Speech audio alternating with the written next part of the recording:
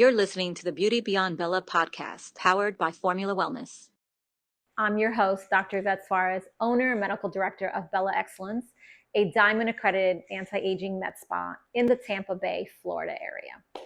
On this show, we explore the latest trends in health, beauty, and anti-aging medicine while celebrating the inspiring journeys and achievements of our guests. Hi, everyone. I am here with the beautiful Lexi. As you can see, she's both a model and entrepreneur, and looks like she has everything going on, right? And I think that's really important for everyone out there to know that even when we do have everything going on, a lot of times in the background, we're not as perfect as we look. Social media tends to portray that. And she has some hard truths for us, and I really respect that we can come in as a young girl and be able to talk to people and understand that life is not that easy. So welcome, Lexi. Thank you for having me. I'm so excited to be here today. I'm so excited to have you. So tell me a little bit right from the beginning. We all say, right, I know people have looked at you and go, you have everything going on, it's perfect. Is it really perfect? And has it been always perfect? No. So I had a kind of interesting upbringing. I was raised by an entrepreneur my whole life, and she raised me by myself. My dad was never in the picture, so I've been working from a very young age, like 6 years old. I've been in a store, adding in items, selling to people, all those things. And then I attended an all-girls Catholic school in high school. And at that time, we weren't very financially stable. So I was like leaving school to work. I was involved in so many things just to get scholarship money and things like that. So I always had a lot of pressure on me. Then I went to UT for marketing, and I would just go to class, go home, work. Like basically I was in a rat race for most of my life, and it didn't catch up to me till I was about 22. And I think I was 21 when COVID hit, and that's when I finally decided to lose weight. And I was never super overweight, but I was always like the thick girl in the group. Like I'm Cuban, so I grew up, eating like ropa vieja, black beans and rice for dinner like every night, picadillo, like just overeating, honestly. And so when COVID hit, I lost 40 pounds. And I was like the skinniest I had ever been. Like I felt great, but I was. Did mom just stop cooking for you during COVID? So my grandmother was the one that would always cook, and so I kind of just had to set those boundaries. Like, hey, like I'm gonna start cooking for myself now. Which at first, like they were kind of offended because that's just how Cubans are. They want you to eat their food. But I was like, I just really want to try to take this into my own hands, and like I have the time now since school's paused, everything, life was on pause. I was like, I have the time now to do it. So I started doing like YouTube workouts in my screen area and like making quinoa and chicken and whatever, and like smoothies every day for breakfast. And like slowly like the weight started like coming off. And then once I lost the 40 pounds, I also then like got out of a 7-year relationship. I was graduating college, didn't know what I wanted to do. I never considered working with my mom. I kind of thought I always like wanted to do my own thing. But then towards the tail end of college, once I was like going through all of that, I kind of was like, okay, I'm going to go travel and just do my own thing. And then my younger brother ended up getting married like in November, and it kind of was just like a shock to like the family because he's younger than me. And then that kind of like started my whole like thing of, okay, now I need to start my life. So I moved out, started networking on my own, and like built my own client base. And so then basically within a few months, my whole life was different. Like I was out of my mom's house. I was like running my own business at like 23 years old, making 6 figures, like doing all this all like by myself, by the way. Like I have no staff. I have nobody, not even admin help at the time. So I kind of was just growing really rapidly. I was still in the rat race of like, okay, I'm a kid, but I'm also an adult. So I was going out every weekend, drinking, like in dating culture, just like surrounded by toxic things, honestly. And then one day I kind of just like hit a wall, and I just felt so drained. I noticed like I was so tired every day. I was starting to grow like hair like on my face, like just like weird things were happening. And I was like retaining a lot of like I guess water and things, and like super inflamed. And so like the weight I had lost, I had gained like 20 pounds back, and I was like, what the heck is going on? Like I haven't changed anything. Like I'm just living my normal life. But it was all rooted in like different stressors in my life that I like wasn't aware of, or like I was aware of, but certain things I wasn't aware of. And so I kind of had to like come to terms with everything and realize like I need to come back to my center and kind of figure out what's going on. And so that's when TikTok was already a big thing. So I was learning, I was being educated a lot on there. And that's kind of when the whole like movement started of gut health and things like that. And more people were talking about it. So then that's when I kind of realized, hey, I need to get my levels checked and things like that. So I got my blood work done. And they were like, hey, like your testosterone's high. All these things are off. And I didn't want to be medicated. Like I'm really into holistic. And so I met with a holistic doctor in Boston who you can only get in like through a recommendation. And I paid like $400 to see him. And I was like just hoping he had like answers for me because I was just so lost. It was like months of trying to like change what I was doing to get better, like lifting, like not lifting as heavy or working out less or eating less. Like I was just kind of doing everything wrong, to be honest. Like I was just trying to figure out something. And supplements weren't even in my head yet. And so he kind of, you know, he checked everything and he's like, yeah, you're basically everything you're eating. You're not retaining any of the nutrients from it. You're literally eating, going to the bathroom. And people would always joke, like, you literally eat and go to the bathroom right after. And I was like, oh, yeah. I thought it was funny. And really it wasn't healthy because my body wasn't retaining any of the nutrients I was eating. And so he was like, I don't know what's stressing you out in your life, but only you know the answer to that. And I didn't even think as deep of, you know, maybe I have childhood trauma that I need to resolve, or there's boundaries I need to set in my life with certain people, or just balance overall. I was basically waking up every day and the first thing I would do was work. I would look at my phone, look at my emails, instantly inundated with all these things that I know I have to do for the day. And it was like an instant stress instead of now waking up, going outside, getting my sunlight, getting in my breakfast before I start the day, rather than, hey, let me have my first meal at 3:00. Okay. So there was a lot there. Yes. Let's start. No, you were great. I'm like, I but could I literally go on a each tangent. part, right? Because Yeah. I think it's really important for people to understand. Like in the beginning, look, during COVID, you lost 40 pounds.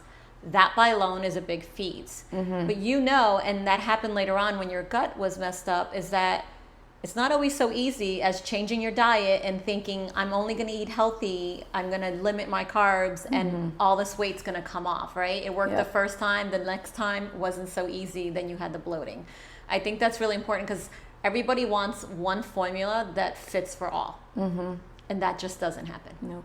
Right, and you respect that because you had the same scenario happen twice. Mm-hmm. One, you lost 40 pounds, one, you gained 20 pounds, right? Mm-hmm. And so you had to figure out where that was, whether it was hormonally imbalanced, whether it was nutritionally imbalanced. All of that is really important. And you're right. I think people laugh about, and I know people that do that. They go to the bathroom right afterwards and they are inflamed, right? They have the more swollen gut.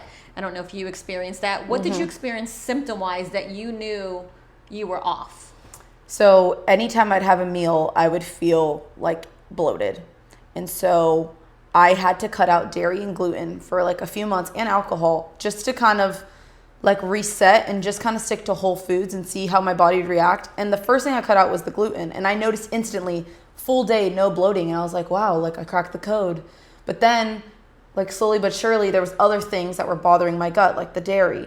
But after some time passed, like I was able to reintroduce certain foods and it didn't bother me as much. But for my day to day, you were not as inflamed anymore. Yeah. Mm-hmm, exactly. So I had to cut those things out, and now for the most part I just eat whole foods, and the only dairy I consume is like eggs and Greek yogurt, things like that. But so I always have the rule, the 80-20 rule, right? Yes. You have the same I'm rule. huge on 80-20. Like we can't kill ourselves. You can't. If you restrict yourself too much, then you end up like binging, and that's the worst thing you could do. Correct. I know that you're not a big faster. I've fasted for years. I've done intermittent fasting for years. There's a good anti-aging protocol for fasting. However, you're right. I've gotten now full circle. Well, I do have a little bit more protein. I think for women, we don't take enough protein in our diet, right? Because we eat smaller meals. We don't eat a lot. And we tend to be more on the vegetable and carb side than we are on the protein side, unlike men. But I love that you got to kind of plan that out, and you got to figure a lot of it on your own, which is not that easy.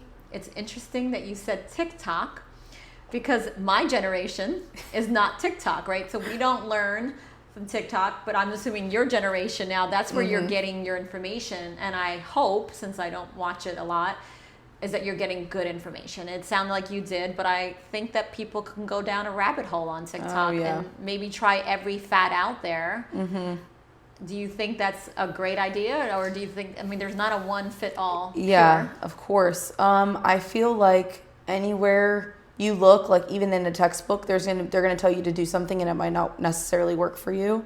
So it's very like trial based, you know. I was kind of the first one to go through it. So then I know a lot of women in their 20s go through hormonal changes and things like that. And so then I've had friends now after me going through it, and they come to me now for help. And I'm like, this is what worked for me. I don't know if it's going to work for you, but do your own research and like see online like what they're saying, because every girl on TikTok has a different story as to what worked for them, different symptoms. Like I didn't have like the missed periods and things like that. So I for a while thought I had PCOS. That's what they kept telling me. But there's not enough research on that for them to say specifically, like they can't actually diagnose you with it, because there's so many symptoms related to it that could be related to other diseases. And so there's not enough research. So for a while, I thought that's what I had. And then, after I cut those things out and kind of went through my healing journey, which is like a whole other story, but I like essentially went to Costa Rica for like 2 weeks, like cut off like everything and everyone. And I came back so much more at peace, and I just like... Oh, I think we can all do that. I'm behind that one. Let's go away for 2 weeks. I'm going to Europe for 2 weeks, and don't talk to me so I can come back peaceful. No, exactly. But you like see how people have less and they're so much happier. Yes. And I'm actually doing like a 21-day fast right now off social media, and I've never fasted social media ever. So I'm really excited to see what that's going to do. But I just had to cut out everything. I had to set boundaries with certain people in my life, cut certain people out, just like get rid of all the stress. And ever since then, like I've been so much more at peace, and like the weight has kind of melted off after I stopped putting the pressure on, hey, I need to lift 6 days a week and I need to lift heavy. If I don't feel like I'm dying at the gym, then nothing's happening. And I need to get in 160 grams of protein a day. Like now I'm just more mindful about everything. Like I'm going to eat when I want to eat. I'm going to eat a high protein diet, whole foods.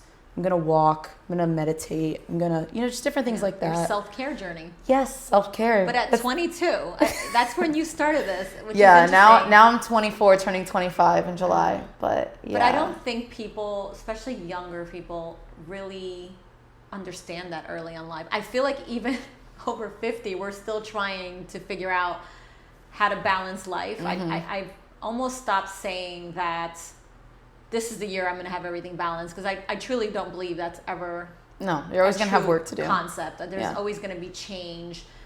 But like you said, I'm now at the point where I just want to fill myself with whatever that may be, right? If it's with good nutrition, good friends and family, God, whatever fills me so that I could be a good beacon for other people and help yourself. Because you can't help others when you're feeling so withdrawn and you're so exhausted and depressed. And it breaks my heart to see our younger generation right now fighting with so much anxiety and so much depression. They're so lost because you can't pour into others with an empty cup. Correct. And that was another big thing I went back to. I grew up in church. I served for years at Grace Family.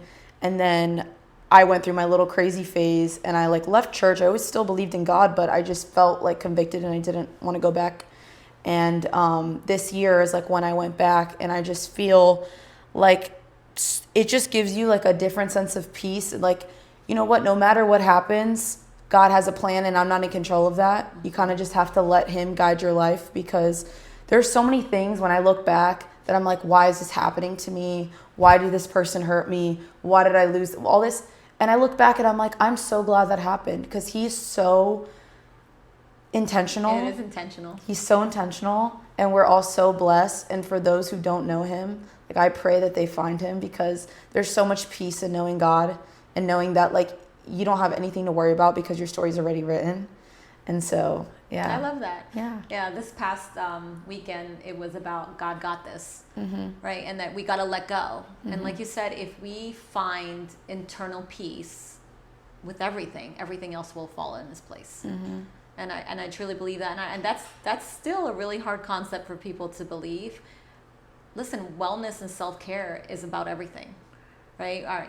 We talk about aesthetics and we talk about wellness, but our anxiety, our depression, how we feel about ourselves, there's so much that we can do to help that. And it's about everything. Look, I respect everyone's religion and everyone follows their own thing, but for me, I read the Bible every day. That helps center me, right? It helps me understand that God does have a plan and we are not in control.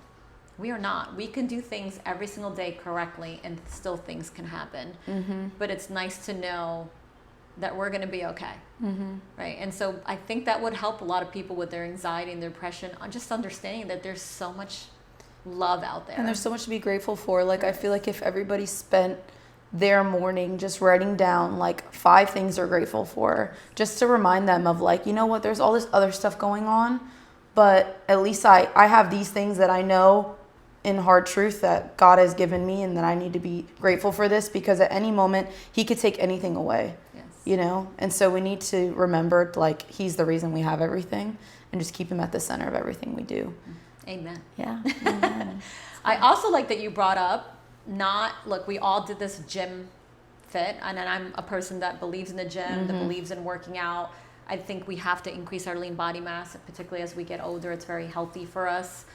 But I've even taken a little current hiatus. I decided to do a lot more walking and taking more time outside, thinking about things and not just pushing myself with weights. You know, I do some weights at home. I have a T-Rex in my bedroom that hasn't been used in like 15 years. So I decided this is the year I'm going to use it.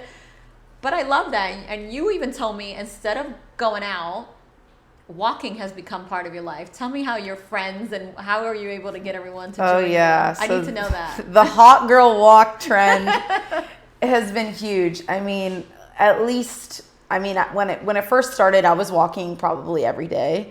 I had gotten my boobs done like almost 2 years ago now, and all I could do was walk. So that's kind of when I started the whole walking all the time.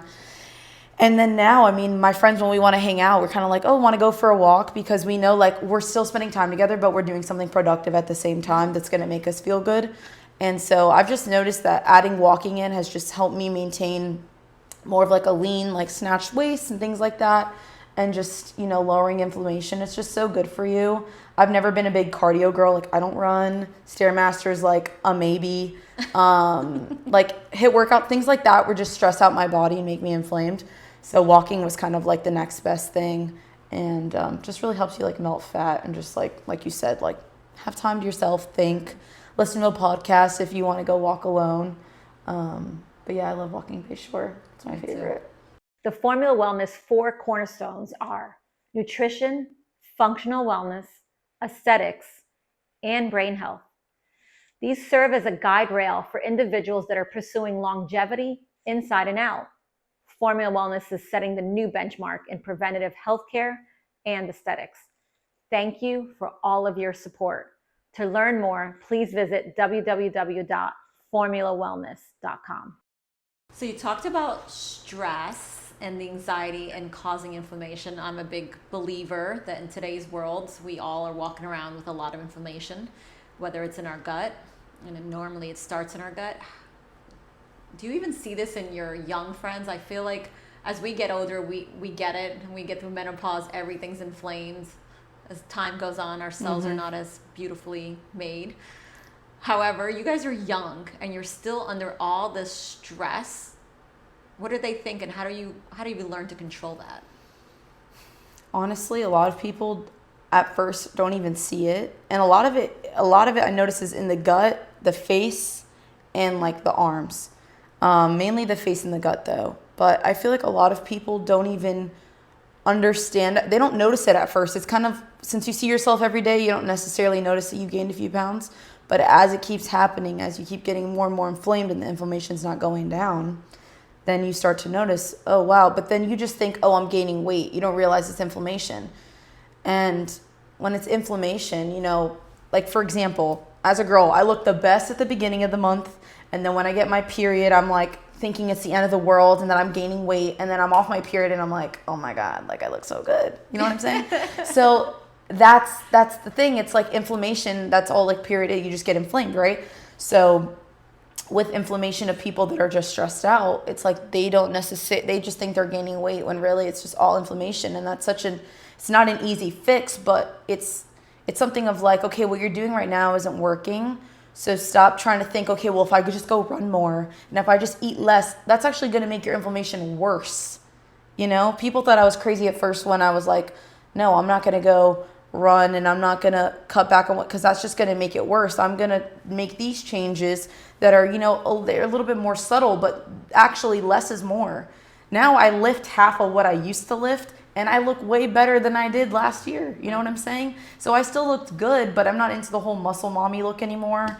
And I just realized I looked so inflamed and I just looked like masculine and I just That's cute. Is that a thing? Muscle mommy? Yeah, like yeah, that just used to be the thing. Everyone like has their own look that they prefer, but that just wasn't mine anymore.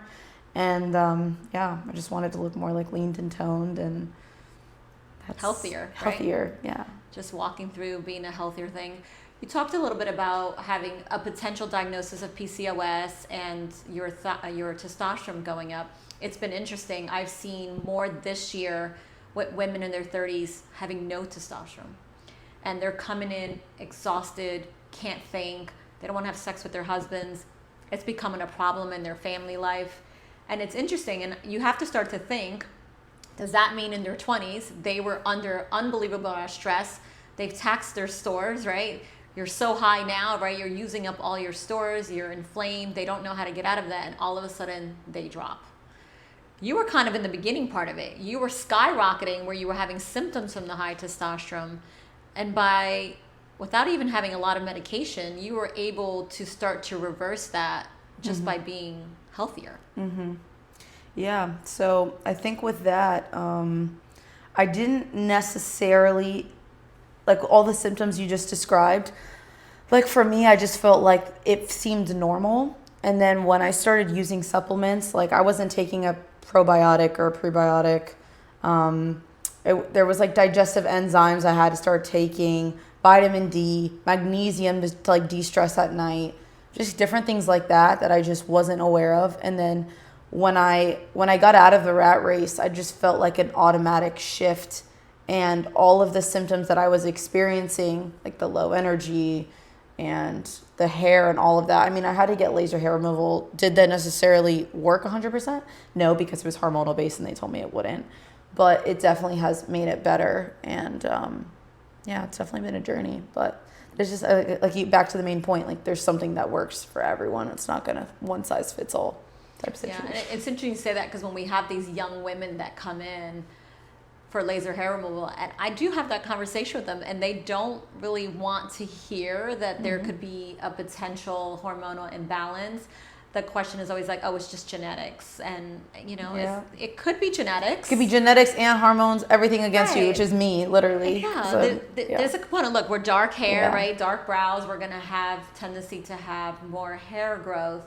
And you're right. If the laser hair removal would have worked better if you control the growth of the hair, right? And so if they're hormonally balanced, and the goal really is with young individuals is that my hope is when we treat them with medications is not to be on it for their entire life. I think that scares young people a lot if you tell them they have to be on testosterone forever. But once you get them feeling good, then you now empower them to have a better diet, to be able to exercise more, because you know that's really difficult to do when you've given up and you just say, I don't want to do this anymore. It's really hard, I think, for the next person to do better. No, exactly. And I feel like so many people that they feel so far gone, there's such small changes they can make. Like, I don't think walking is hard for anyone. I mean, obviously, unless you literally can't walk. But let's say you're a girl and you're over 200 pounds and you want to lose weight. Just walking every day for 30 minutes to an hour would make so much of a difference. And I feel like, I don't know if it's just me, but I love eating meat and like sweet potatoes and fruit and things like that. Like whole foods, I actually like the taste. So for me, it's not a diet, it's just a lifestyle. I just like eating that way. Whenever I eat anything fried, I feel like shit, to be honest. I don't know if I'm allowed to cuss on this, but I don't feel good when I eat anything fried. So I just... But you lose that ability to not... When you eat it all the time, you don't know that you're feeling bad, right? Exactly. When you're eating your whole foods and you eat bad, then you can see it.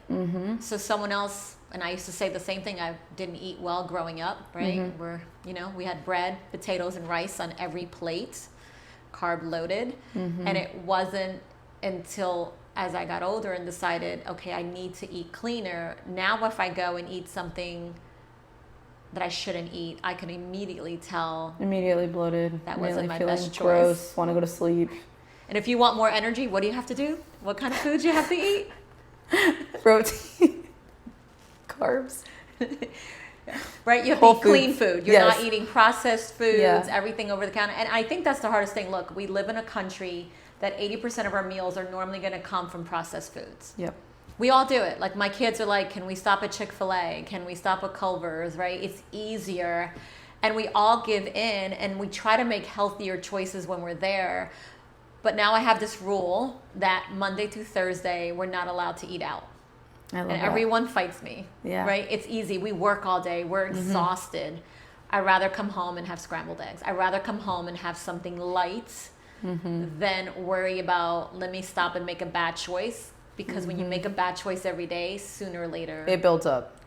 And you don't know what oils they're using, and you don't know who's touching what. And it's just, there's too much contamination and like bad things. And you don't know where they're getting their meat from. Like, I'm so big on grass fed, and I rather spend the extra money I would say and it feel costs more better. to eat healthier. It does. And you know what's crazy? I have a friend that lives in Switzerland, and he actually told me in his country that it costs more to eat bad than to eat healthy. That just shows the difference between the US Correct. and other countries.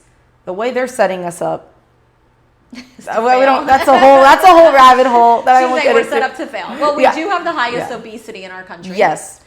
Right? Yeah. So we definitely, look, we need to do better. Yeah. And I think by having the older generation leading the path, the newer generation understanding there and starting to take that into consideration, right? Because now when you raise your children, you're going to raise them different, right? They're not going to have 3 carbs on every plate. Nope. I know. I was an obese kid and I used to get bullied. So I'm like so big on my kids never going to be fat. I'm going to be like, you're going to be in a sport. You're going to eat healthy. Yes. I'm going to try to like refrain from giving them sugar because I feel like I was like addicted to sugar, you know?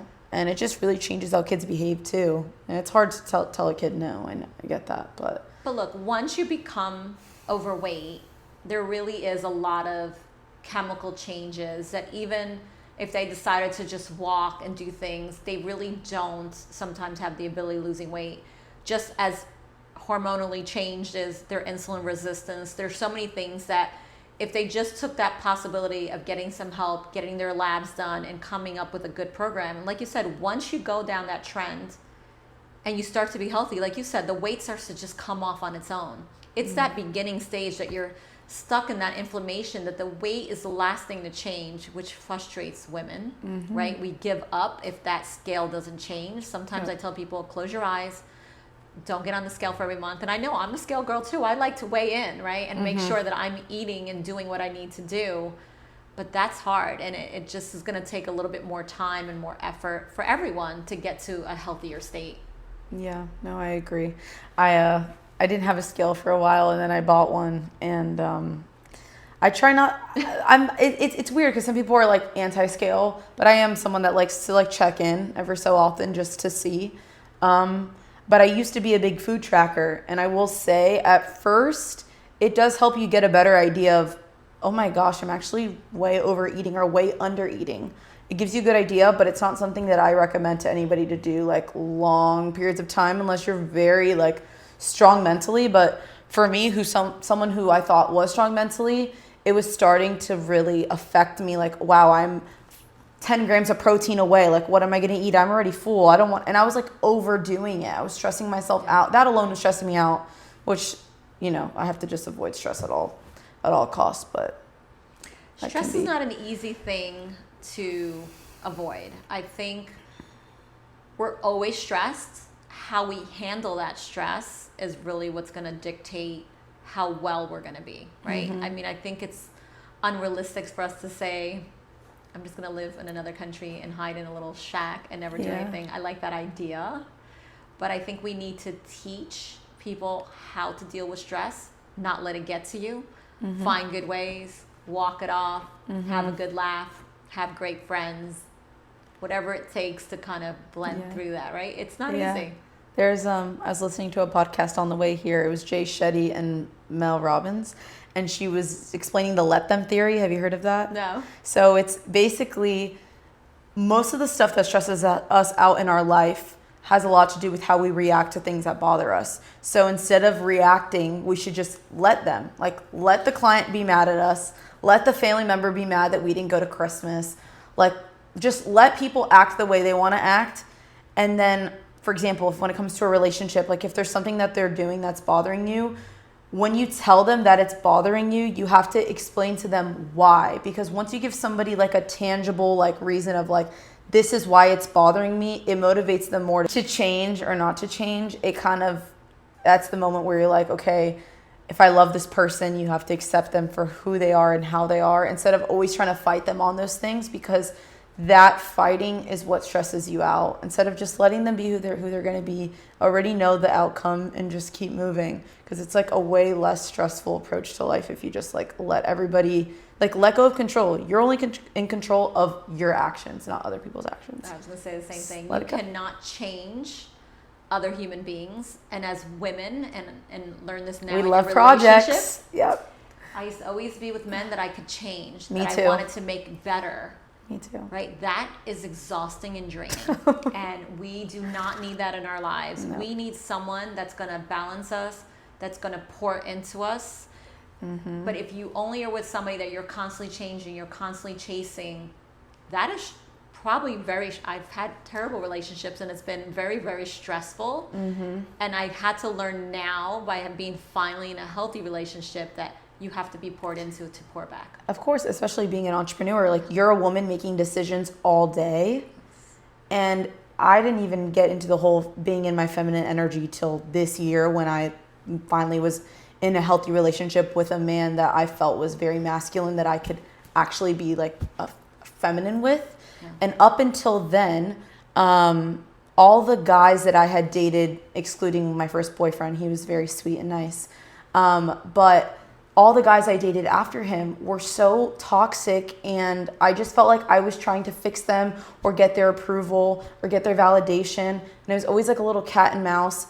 And I don't miss that at all. It drained me so much. It made me like not know my own worth. And I look back at that girl and I wish I could just undo all of it, and I can't. But I learned so much from it.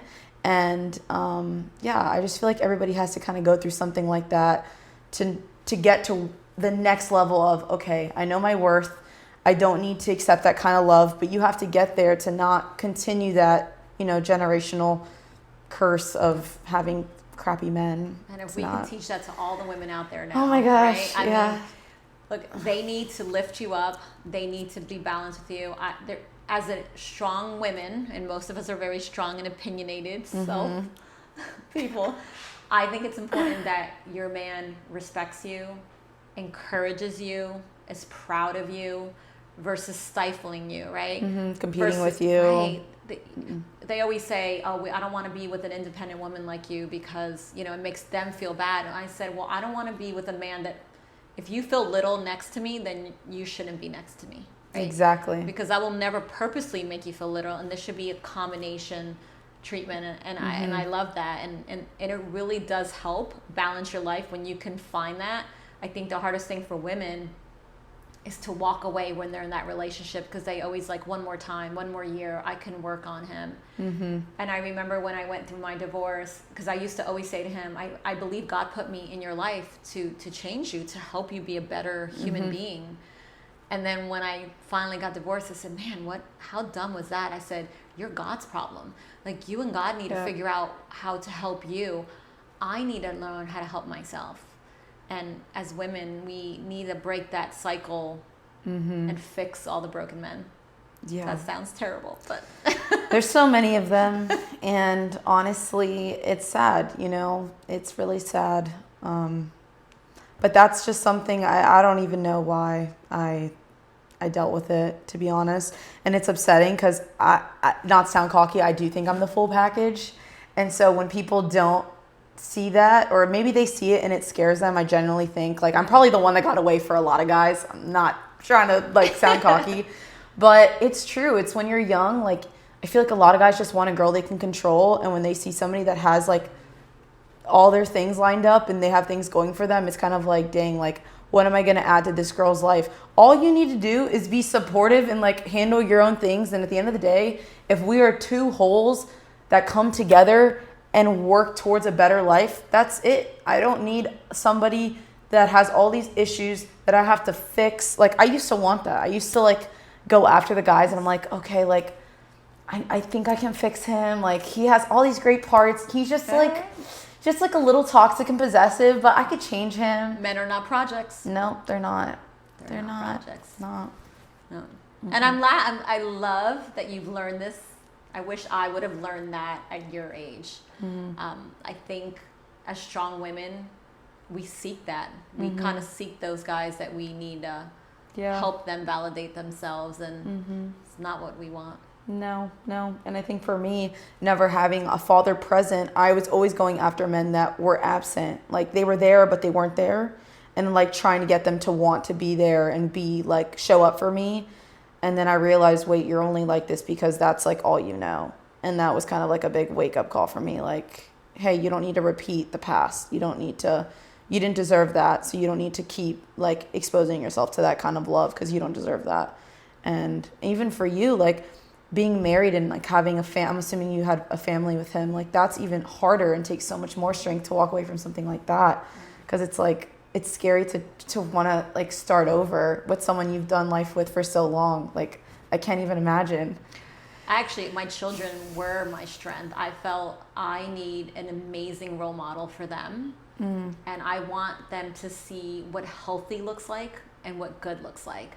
And I'm not showing them that. And I'm better than that. I need to show them what is okay. And so that was the healthiest thing I could have done. And that's a great mindset, because I feel like a lot of women, they try to make it work for the kids when in reality you're actually you're harming them. You know, they're seeing this toxic relationship and then they're going to seek the same kind of relationships when they get older and think that that's okay, and it's not. So see, you always tell me I'm a really strict mom, but I love you unconditionally. So if my kids watch this, you got to be really, she seems really like good a really cool mom.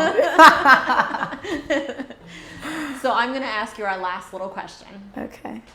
What does beauty mean to you? I would say, outside of the obvious external, I feel like you could be the most beautiful girl in the world, but if you're ugly on the inside and you aren't, like, you don't have to be a positive ray of light all the time, but if you're just a woman that carries yourself with, like, class and elegance, and you uplift people and you have God within you and you just are constantly trying to help yourself and other people and you're just peaceful, that's beautiful. That's what I think. I love that. Yeah. So much wisdom from such a young girl. I am so proud of you. I think you're going to do wonderful things in this world. I'm really going to be happy to follow and see where you grow. Thank you. Thank you for having me. This is great.